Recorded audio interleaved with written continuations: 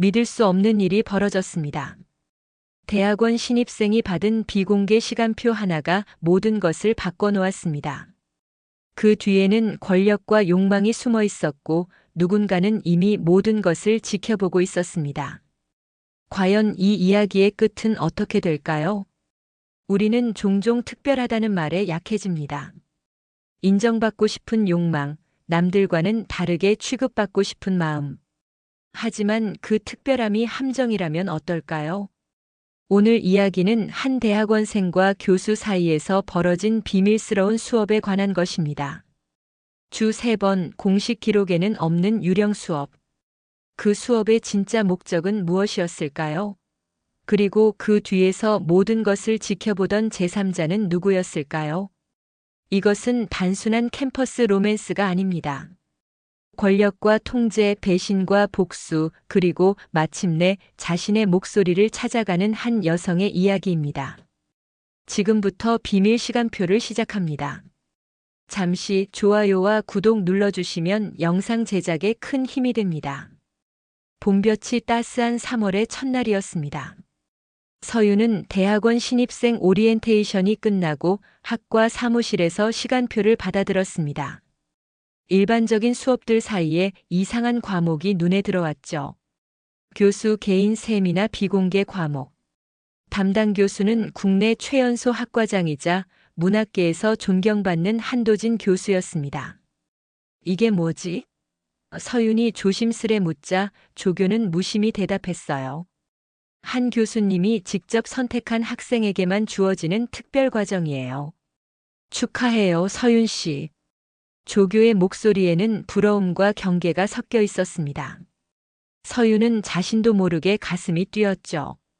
학부 시절부터 뛰어난 논문으로 주목받던 그녀에게 이건 분명 엄청난 기회였어요.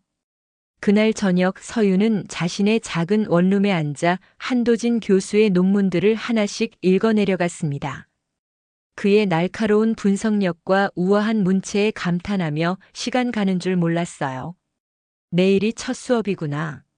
시계를 보니 자정이 훌쩍 넘었습니다. 서윤은 메모장에 질문할 내용들을 빼곡히 적었어요. 그녀의 눈은 기대감으로 반짝였죠. 하지만 가슴 한구석에서는 묘한 불안감이 솟아올랐습니다. 왜 하필 자신이었을까요? 그저 학문적 재능 때문이라고 믿고 싶었지만 머릿속에선 다른 생각이 맴돌았습니다. 다음 날 수업 시간이 되자 서윤은 인문대 3층에 위치한 한도진 교수의 연구실 앞에 섰습니다. 문을 두드리자 안에서 차분한 목소리가 들려왔어요. 들어오세요. 문을 열자 어둠이 먼저 그녀를 반겼습니다. 블라인드가 내려진 연구실은 책상 위 작은 스탠드 조명만이 켜져 있었죠. 그 불빛 아래 한도진 교수가 앉아 있었어요. 44의 나이가 믿기지 않을 정도로 단정한 외모와 지적인 분위기를 풍기는 사람이었습니다. 서윤 씨 앉으세요. 오늘부터 우리는 특별한 여정을 시작할 겁니다. 한도진의 목소리는 따뜻했지만 그의 눈빛은 서윤을 완전히 꿰뚫어 보는 것 같았습니다. 서윤은 조금 긴장한 채 책상 앞에 앉았어요. 교수님, 이 수업은 정확히 어떤 내용인가요? 한도진은 미소를 지으며 대답했습니다. 서윤 씨의 잠재력을 최대한 끌어올리기 위한 맞춤형 교육이에요. 주 3번 이 시간에 만나서 논문 지도부터 시작할 겁니다. 하지만 그건 시작일 뿐이죠. 대화가 이어지는 동안 서윤은 묘한 느낌을 받았어요. 이건 단순한 학문적 만남 이상의 무언가처럼 느껴졌습니다. 그날의 수업은 서윤의 학부 논문을 분석하는 것으로 시작됐죠. 한도진은 놀라울 정도로 그녀의 글을 이해하고 있었습니다. 마치 오랫동안 그녀를 지켜봐 온 것처럼요. 두 번째 수업이 끝난 후였습니다. 서윤은 대학원 동기인 지연과 함께 학교 카페에 앉아 있었어요. 날이 어두워지고 있었고 창밖으로는 가로등이 하나둘 켜지기 시작했습니다. 그래서 그 유령 수업은 어때? 지연이 갑자기 물었어요. 서윤의 손이 커피잔 위에서 잠시 멈췄습니다. 심장이 한번 크게 뛰었어요. 아무도 모르는 줄 알았는데. 뭐, 무슨 말이야? 지연은 주변을 살피더니 의자를 서윤 쪽으로 당겼습니다. 그녀의 눈빛이 달라졌어요. 내가 바보로 보여? 다들 알아. 한도진 교수의 특별 수업에 대해서. 지연의 목소리는 조용했지만 날카로웠어요. 근데 이상한 건 지연은 다시 한번 주변을 살핀 후 휴대폰을 꺼내 뭔가를 보여주었습니다. 학교 수업 데이터베이스 화면이었어요. 봐. 이번 학기 한도진 교수의 모든 수업 목록이야. 하지만 내가 듣는다는 그 세미나는 여기 없어. 공식 기록에 존재하지 않는 수업을 내가 듣고 있다는 거지. 서윤의 얼굴이 하얗게 변했습니다. 등줄기로 차가운 땀이 흘렀어요. 그게 왜 중요한데? 지연은 한숨을 쉬며 휴대폰을 마치 불편한 증거라도 되는 것처럼 테이블 위에 내려놓았어요. 작년에 민지라고 기억나? 학부생 때부터 한도진 교수 수업만 골라 들었던 애. 그 애도 비슷한 특별 수업을 들었어. 그러다 갑자기 휴학했지. 지금은 학교에 안 나타나. 그 전에는 지연이 목소리를 더 낮추었습니다. 서연이라는 선배도 있었어. 그 선배는 아예 다른 학교로 편입했대. 지연의 눈이 서윤의 것과 마주쳤어요. 도진 교수는 늘 한 명씩만 데리고 수업해. 근데 항상 사라지더라. 넌 다를 것 같아? 서윤의 머릿속에 지난 수업 장면이 플래시백처럼 스쳐 지나갔습니다. 연구실 불을 모두 끄고 책상 위 작은 스탠드만 켰던 첫 수업. 서윤의 논문을 분석하며 그녀의 어깨에 손을 올렸던 순간. 그리고 어제는 저녁 식사를 제안했던 그의 목소리까지. 갑자기 모든 것이 불길하게 느껴졌어요. 하지만 서윤은 고개를 저었습니다. 난 그냥 좋은 기회라고 생각해. 그리고 교수님은 정말 실력 있는 분이야. 지연은 그저 안타깝다는 눈빛으로 서윤을 바라보았을 뿐이었어요. 그리고 조용히 덧붙였습니다. 사람들이 그래. 그가 가르친 특별 제자들의 논문이 어느 순간부터 그의 책에 녹아들더라고. 서윤은 그날 밤 잠을 이루지 못했습니다. 제3장 마이너스 균열의 시작. 세 번째 달이 시작될 무렵 상황은 걷잡을 수 없이 빠르게 변했습니다. 수업은 점점 더 개인적인 방향으로 흘러갔어요. 한도진은 자신의 연구 실패담을 서윤에게 이야기하며 눈시울을 붉히기도 했습니다.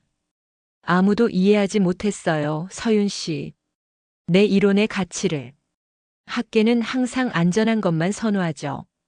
그날 저녁 연구실에는 평소보다 더 많은 와인이 놓여 있었어요. 한도진은 자신의 결혼 생활에 대해서도 털어놓았습니다. 아내와 나는 대학 시절 만났어요. 그때는 서로에게 꼭 맞는 사람이라고 생각했죠. 하지만 시간이 지나면서 한도진이 와인을 한 모금 마셨습니다. 사람은 변하는 법이에요. 지수는 더 이상 내 연구에 관심이 없어요. 그의 눈빛이 서윤의 것과 마주쳤어요. 그 순간 연구실의 공기가 달라졌습니다. 한도진이 서윤의 손 위에 자신의 손을 겹쳐 놓았어요. 하지만 당신은 달라요, 서윤 씨. 당신은 내 사고방식을 이해하죠. 서윤은 어떻게 반응해야 할지 몰라 그저 그 자리에 얼어붙었습니다. 불편함과 은밀한 기쁨이 동시에 그녀를 덮쳤어요. 자신이 특별하다는 인정에 가슴이 뛰었지만 동시에 이게 옳은 상황인지 의심이 들었습니다. 다음 날 아침 서윤은 캠퍼스 익명 커뮤니티에 올라온 사진 한 장을 발견했어요. 인문대 뒤편 정원에서 한도진 교수와 자신이 대화를 나누는 모습이었습니다. 제목은 단 한 줄이었죠. 또 다른 제자와 특별 수업 중 해시태그 교수의 특별한 관심 해시태그 이번엔 몇 개월 갈까. 댓글들은 더 충격적이었습니다. 작년에도 봤는데 패턴이 있나봐 키읔키읔 저 여학생 곧 학교에서 안 보이겠네. 이거 신고해야 되는 거 아님? 서윤의 손이 떨렸습니다. 스마트폰을 거의 떨어뜨릴 뻔했어요. 숨이 막혔습니다. 누군가 그들을 지켜보고 있었다는 사실, 그리고 이것이 처음이 아니라는 암시가 그녀를 공포에 떨게 했어요. 서윤은 급히 연구실로 향했습니다. 마치 전날 밤에 일을 지우려는 듯이, 또는 설명을 듣기 위해서. 한도진은 이미 그 글을 봤는지 평소와 다르게 연구실 문을 잠가 두었고 서윤이 노크하자 신속하게 문을 열어주었어요. 들어와요, 빨리. 그가 주변을 살피며 서윤을 안으로 이끌었습니다. 연구실은 어둡고 답답했어요. 교수님, 그 글 보셨어요? 사진이. 저희가. 한도진은 손가락을 입술에 대며 조용히 하라는 신호를 보냈습니다. 그는 컴퓨터의 볼륨을 높이고 클래식 음악을 틀었어요. 마치 누군가 엿듣는 것을 방지하려는 듯 했습니다. 걱정하지 마세요. 이런 일은 항상 있어요. 사람들은 이해하지 못하는 것에 대해 쉽게 판단하죠. 서윤이 불안한 목소리로 물었어요. 교수님 아내분은요? 이걸 보시면. 한도진은 미소를 지으며 그녀의 손을 양손으로 감쌌습니다. 그의 손은 따뜻했지만 어쩐지 덧처럼 느껴졌어요. 내 아내는 이미 다 알고 있어요. 우리 사이엔 비밀이 없죠. 그 말에 서윤은 혼란스러웠어요. 아내가 다 알고 있다니? 무엇을? 그들 사이에 무슨 일이 있었다는 건가요? 아니면 앞으로 무슨 일이 일어날 거라는 건가요? 갑자기 지연의 경고가 머릿속에서 울렸습니다. 항상 사라지더라. 넌 다를 것 같아? 그날 저녁 한도진은 서윤에게 자신의 집에 와서 중요한 자료를 가져가라고 했습니다. 자신은 학과 회의가 있어 먼저 나가겠다며 집 주소와 현관 비밀번호를 알려주었어요. 아내는 출장 중이니 걱정 마세요. 내 서재 책상 위에 파란색 폴더가 있을 겁니다. 그것만 가져가면 돼요. 서윤은 망설였지만 결국 그의 집을 찾아갔어요. 한적한 교수촌에 위치한 그의 집은 생각보다 크고 화려했습니다. 현관문을 열고 들어서자 고요함이 그녀를 반겼어요. 서재는 쉽게 찾을 수 있었습니다. 책으로 가득 찬 방이었죠. 서윤이 파란색 폴더를 찾아 책상에 다가갔을 때였습니다. 창문 너머로 움직이는 그림자가 보였어요. 누군가가 집 밖에서 그녀를 지켜보고 있었던 겁니다. 서윤은 공포에 질려 바로 폴더를 집어들고 나가려 했습니다. 그때 책상 위에 있던 메모지가 눈에 들어왔어요. 서윤이 그걸 알게 되면 우리 둘 다 끝이야. 메모는 분명 한도진의 필체였습니다. 서윤은 가슴이 덜컥 내려앉는 느낌이었어요. 그걸? 무엇을? 서윤은 두려움에 떨며 집을 빠져나왔습니다. 그리고 집 앞 가로등 아래에서 그녀는 한 여자와 마주쳤어요. 40 초반에 냉정해 보이는 눈빛을 가진 여자였습니다. 당신이 서윤이군요. 여자는 감정 없는 목소리로 말했습니다. 서윤은 본능적으로 알았어요. 이 사람이 바로 한도진의 아내 윤지수라는 것을요. 놀라지 마세요. 당신을 해칠 생각은 없어요. 윤지수의 목소리는 차분했습니다. 서윤은 그 자리에 얼어붙었어요. 한도진이 출장 중이라고 했는데 아내 윤지수는 왜 여기에? 들어와서 차라도 한잔 할래요? 우리 대화할 것이 많을 것 같네요. 윤지수는 서윤을 다시 집 안으로 안내했습니다. 거실에 앉아 차를 마시며 둘은 묘한 침묵 속에 있었어요. 서윤이 먼저 입을 열었습니다. 교수님은 당신이 출장 중이라고. 윤지수는 쓴웃음을 지었어요. 도지는 항상 그런 식이에요. 필요한 거짓말을 하죠. 서윤 씨, 당신은 영리해 보이는데 왜 이런 뻔한 함정에 빠지는 거죠? 서윤은 혼란스러웠습니다. 무슨 말씀이신지. 당신은 첫 번째가 아니에요. 윤지수가 차갑게 말했어요. 당신 전에도 여러 제자들이 있었죠. 다들 특별한 존재였답니다. 처음엔 학문적 교류, 그 다음엔 정서적 공감, 그리고 서윤의 얼굴이 창백해졌습니다. 그녀는 자신이 얼마나 어리석었는지 깨달았어요.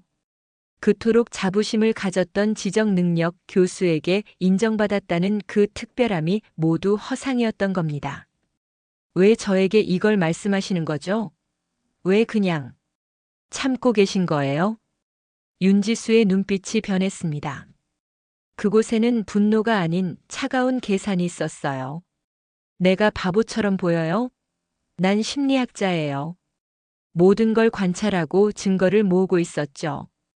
도진의 패턴, 그의 피해자들. 그리고 마지막 퍼즐 조각이 필요했어요. 당신 같은 사람이요. 서유는 이게 무슨 뜻인지 이해하기 시작했습니다. 윤지수는 단순히 속은 아내가 아니라 모든 것을 계획하고 지켜보던 사람이었어요. 그럼 서재에 있던 그 메모는? 윤지수는 고개를 끄덕였습니다. 내가 일부러 놓아둔 거예요. 당신이 의심하길 바랐죠. 그리고 그것이란 도진이 자신의 모든 특별한 수업을 녹음해왔다는 사실이에요. 서윤의 눈이 커졌습니다. 녹음이요? 윤지수는 조용히 일어나 벽장을 열었어요. 그곳에는 작은 모니터들이 있었고 카메라 화면들이 보였습니다. 연구실, 교정의 벤치, 심지어 도서관의 일부까지. 그리고 그 모든 화면에는 날짜와 시간이 찍혀 있었어요. 도진은 자신의 업적을 기록하는 걸 좋아해요. 자신이 얼마나 영향력 있는지, 얼마나 매력적인지 증명하고 싶었던 거죠. 하지만 그건 결국 그의 파멸이 될 겁니다. 서유는 충격 속에서 간신히 물었습니다. 그럼 저는 그저 함정이었던 거예요? 윤지수는 고개를 저었어요. 함정이 아니라 기회예요. 도진을 무너뜨릴 수 있는 기회. 당신이 나를 도와준다면요. 도울 방법이 있긴 한가요? 서윤의 목소리는 떨렸습니다. 윤지수는 차분하게 설명했어요. 도진은 내일 당신을 다시 만날 거예요. 여전히 아무것도 모르는 척 하세요. 그리고 이걸 가지고 가요. 윤지수는 작은 녹음기를 건넸습니다. 손목시계처럼 생긴 장치였어요. 그가 하는 모든 말, 특히 정서적 유대에 대한 이야기들을 녹음하세요. 도진은 항상 같은 패턴으로 움직여요. 먼저 지적 교류, 그 다음 정서적 공감, 그리고 마지막엔 우리는 특별해라는 논리로 모든 경계를 허무는 거죠. 서유는 윤지수를 바라보았어요. 당신은 이걸 어떻게 그냥 지켜볼 수 있었어요? 그것도 몇 년 동안이나. 윤지수의 표정이 한순간 흔들렸습니다. 처음엔 부정했어요. 그 다음엔 이해하려 했죠. 마지막엔 그저 증거를 모았어요. 이건 단순한 배신이나 불륜의 문제가 아니에요. 권력을 이용한 학문적, 정서적 조작이죠. 나는 그를 완전히 돌이킬 수 없게 무너뜨리고 싶었어요. 서유는 집을 나서며 머릿속이 복잡했습니다. 그녀가 꿈꿔왔던 학문적 성공, 인정받는 기쁨이 모두 거짓 위에 세워진 것이었단 말인가요? 그날 밤 서유는 잠을 이루지 못했어요. 지연의 경고, 한도진의 말들, 윤지수의 차가운 시선이 모두 머릿속을 맴돌았습니다. 다음 날 연구실에서 한도진은 평소와 다름없이 서윤을 반겼습니다. 하지만 이제 서윤의 눈에는 모든 것이 달라 보였어요. 그의 친절함 뒤에 숨겨진 계산, 따뜻한 미소 뒤에 욕망이 보였습니다. 서윤 씨, 어제 자료는 잘 가져갔나요? 서윤은 고개를 끄덕였습니다. 손목의 시계가 무겁게 느껴졌어요. 교수님, 제가 궁금한 게 있어요. 왜 하필 저였죠? 다른 학생들도 많았을 텐데. 한도진은 서윤에게 가까이 다가왔습니다. 서윤 씨는 특별해요. 당신의 글에서 느껴지는 열정, 그 순수함. 나는 당신이 나를 진정으로 이해해 줄 수 있는 사람이라고 생각했어요. 그의 손이 서윤의 어깨에 올라왔을 때 서윤은 몸을 살짝 뒤로 물렸어요. 이해요? 무엇을요? 한도진의 눈빛이 변했습니다. 학문적 고립감, 가정에서의 외로움. 당신도 느끼지 않나요? 우리는 같은 종류의 사람들이에요. 경계에 서 있는 사람들. 서윤은 가슴이 조여오는 것을 느꼈어요. 이게 바로 윤지수가 말한 패턴이었습니다. 지금 이 순간에도 모든 것이 녹음되고 있다는 사실이 믿기지 않았어요. 교수님, 정말 모든 제자들에게 이런 이야기를 하시나요? 서윤의 질문에 한도진의 표정이 굳었습니다. 그의 눈에 경계심이 스쳤어요. 무슨 뜻이죠? 서윤은 심호흡을 했습니다. 이제 돌이킬 수 없는 강을 건너고 있었어요. 지연이 말했어요. 교수님이 매년 한 명씩 특별한 제자를 뽑는다고요. 그리고 그들은 모두 학교를 떠났다고. 한도진은 웃음을 지었지만 그 웃음이 눈까지 가지는 않았습니다. 사람들은 항상 질투하기 마련이에요. 당신과 나 사이의 관계를 이해하지 못하는 사람들이죠. 관계요? 우리 사이에 어떤 관계가 있는 건가요? 한도진이 서윤에게 더 가까이 다가왔습니다. 그의 목소리는 낮고 부드러웠어요. 서윤 씨, 우리 사이에 특별한 것이 있다는 걸 부정하지 마세요. 당신도 느끼고 있잖아요. 이건 단순한 교수와 학생의 관계가 아니에요. 우리는 서로를 이해해요. 내 아내조차 이해하지 못하는 방식으로요. 서윤은 그 순간 모든 것이 명확해졌습니다. 이 사람은 자신의 권력과 지위를 이용해 감정의 경계를 흐리고 그것을 정당화하고 있었어요. 서윤은 손목 시계를 확인하듯 살짝 만지며 녹음이 제대로 되고 있는지 확인했습니다. 교수님, 저는 정말 혼란스러워요. 어제 제가 교수님 댁에 갔을 때 뭔가 이상한 것을 봤어요. 한도진의 얼굴이 창백해졌습니다. 무슨 뜻이죠? 당신은 그냥 자료만 가져가면 됐잖아요. 메모를 봤어요. 서윤이 그걸 알게 되면 우리 둘 다 끝이야라고 적힌 메모요. 방 안의 공기가 얼어붙었습니다. 한도진은 잠시 말을 잃었다가 곧 침착함을 되찾았어요. 그건 소설의 일부예요. 내가 쓰고 있는 소설에. 서윤은 그의 말을 자르며 조용히 물었습니다. 그리고 카메라는요? 당신이 모든 걸 녹화하고 있다는 사실은요? 한도진의 눈이 커졌습니다. 그제서야 그는 상황을 파악한 듯 했어요. 당신, 지수를 만났군요. 서윤은 고개를 끄덕였습니다. 네, 어제요. 당신이 출장 중이라고 말한 바로 그날에요. 한도진의 얼굴에 분노가 스쳤습니다. 그가 갑자기 서윤의 손목을 잡았어요. 그래서 이건 함정이었군. 당신도 그녀와 한패였어.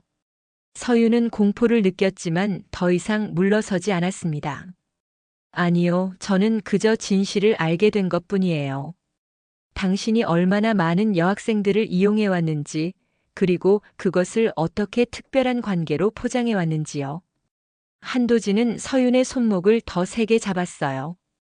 그때 시계 모양의 녹음기가 떨어졌습니다. 한도진은 그것을 보자마자 얼굴이 일그러졌어요. 이게 다 지수의 계략이야. 그녀는 항상 나를 파괴하려고 했어.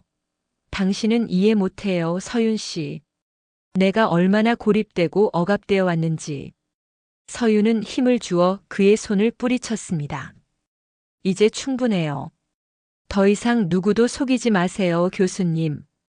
교수와의 마지막 대면 이후 서윤의 삶은 소용돌이처럼 변했습니다. 윤지수는 녹음된 내용을 학교 측에 제출했고 추가로 다른 증거들도 함께 제시했어요.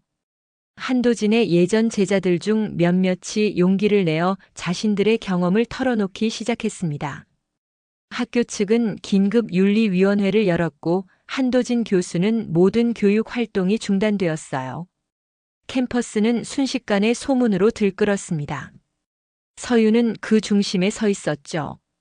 어떤 학생들은 그녀를 용기 있는 내부 고발자로 보았고 또 다른 이들은 그저 교수의 커리어를 망친 사람으로 보았어요.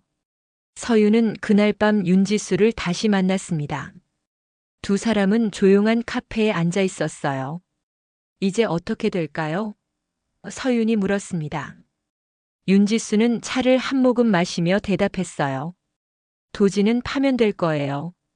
그리고 아마 다른 학교에서도 자리를 얻기 힘들 겁니다. 그의 특별한 교육 방식이 널리 알려질 테니까요. 그런데 왜 이렇게 오래 참으셨어요? 왜 그냥 떠나지 않으셨나요? 윤지수의 눈에 처음으로 감정이 비쳤습니다. 슬픔이었을까요? 아니면 회한이었을까요? 처음에는 사랑이었어요. 그 다음에는 분노였고 마지막에는 정이었죠. 나는 그저 도진이 다시는 다른 사람들을 해치지 못하게 하고 싶었어요. 내가 해칠 수 있었던 방식으로요. 서유는 윤지수의 말에서 차가운 계산보다 깊은 상처를 느꼈습니다.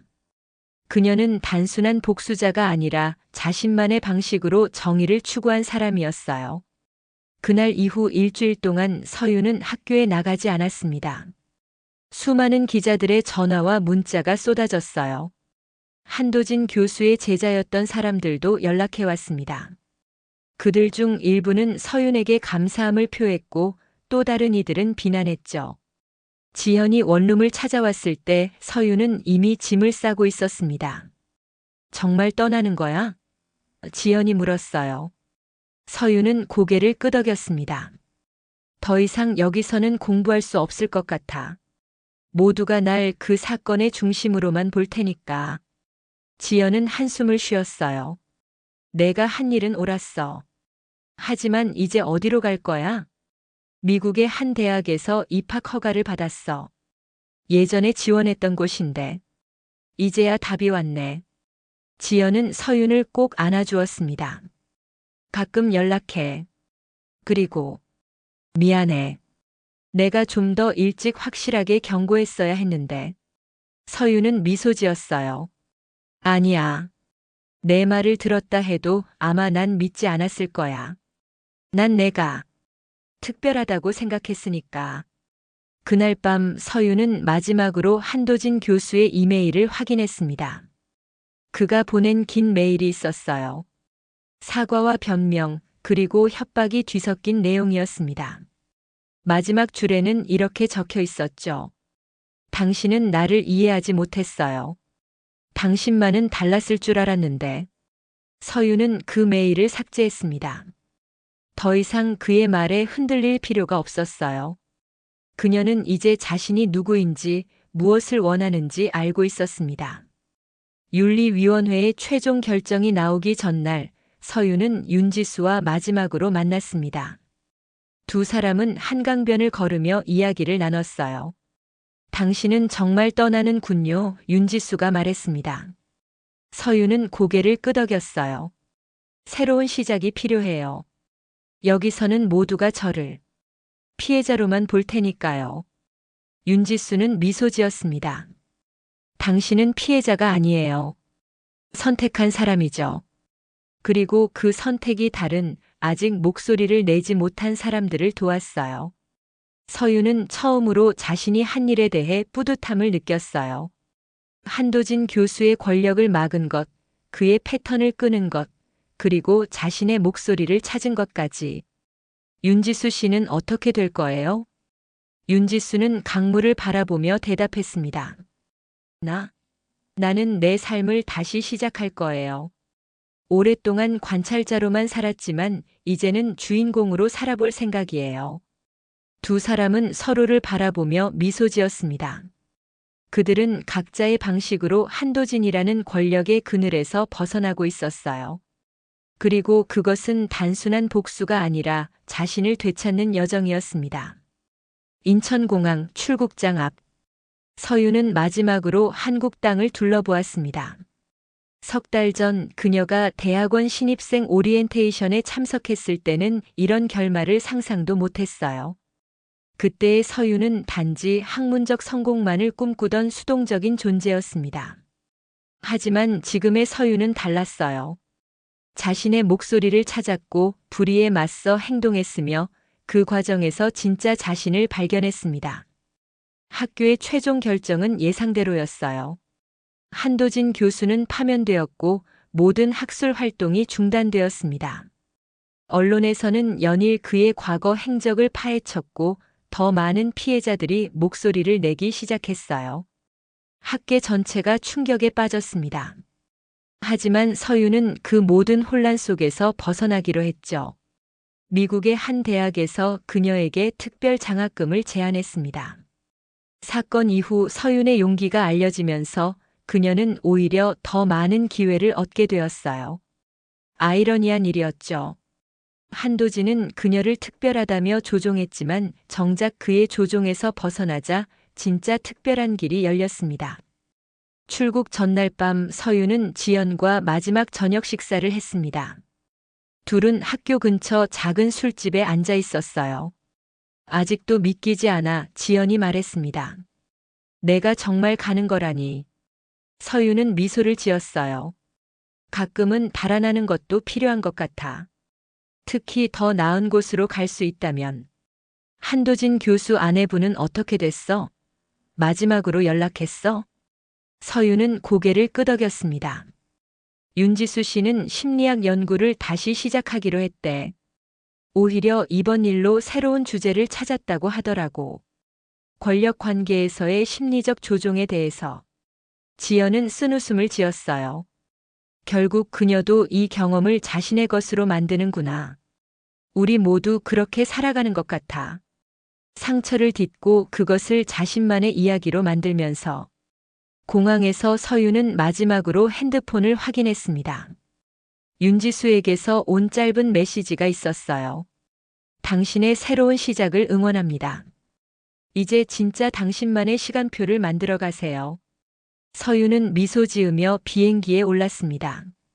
기내에서 그녀는 새로운 대학의 수업 시간표를 펼쳐보았어요. 이번에는 공식적으로 등록된 투명한 과목들 뿐이었습니다. 그리고 그곳에서 그녀는 진정한 학문의 의미를 찾을 수 있을 거라 믿었어요. 비행기가 이륙하는 순간 서유는 창밖을 바라보았습니다. 아래로 작아지는 서울의 불빛들. 그녀는 생각했어요. 이곳에서의 경험이 결코 헛되지 않았다고. 그녀가 단 2가지만 배웠다 해도 자신의 목소리를 찾는 법과 그 목소리를 다른 이들을 위해 사용하는 법, 그것으로 충분했습니다. 미국에 도착한 첫날 서유는 새 연구실에 앉아 일기를 썼습니다. 오늘부터 새로운 시간표가 시작됐다. 이번에는 내가 직접 쓰는 시간표. 누구의 비밀도 누구의 그림자도 아닌 오직 나만의 이야기를. 창밖으로는 낯선 캠퍼스의 풍경이 펼쳐져 있었습니다. 그곳에서 서유는 더 이상 누군가의 특별한 제자가 아니라 그저 자신의 길을 걷는 한 사람으로 새 출발을 시작했습니다. 그리고 그것이야말로 진정한 특별함이었을지도 모릅니다.